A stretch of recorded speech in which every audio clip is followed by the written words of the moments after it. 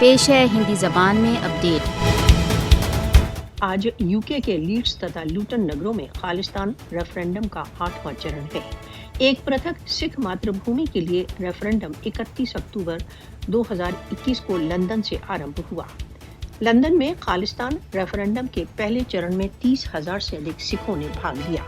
अब तक खालिस्तान रेफरेंडम में डाले गए वोटों की संख्या 2 लाख से अधिक है। सिखों के रेफरेंडम में सिखों की भारी संख्या में सम्मेलन ने मोदी के नेतृत्व की भारतीय सरकार को चिंतित कर दिया है। मोदी ने यूके में सिख रेफरेंडम को रोकने का भरसक प्रयत्न किया है। यूके में सिख रेफरेंडम को रोकने के भारतीय प्रयत्न बुरी तरह विफल रहे हैं। भविष्य में Sikh referendum US, Canada, Australia तथा भारतीय पंजाब में भी होगा।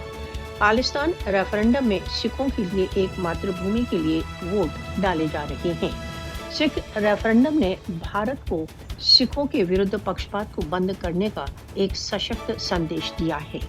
एक व्यापक जनमत के लिए खालिस्तान रेफरेंडम के परिणामों को राष्ट्रसंघ तथा अन्य अंतर्राष्ट्रीय संगठनों के साथ शेयर किया जाएगा। एक पृथक मातृभूमि के लिए सिखों की मांग राष्ट्रसंघ चार्टर के सर्वथा अनुरूप है। भारत सिखों को अपने जन्म सिद्ध स्वतंत्रता के अधिकार प्राप्त करने से नहीं रोक सकता। खालिस्तान के नाम से सिखों के लिए एक पृथक मातृभूमि राइटिंग ऑन द वॉल है।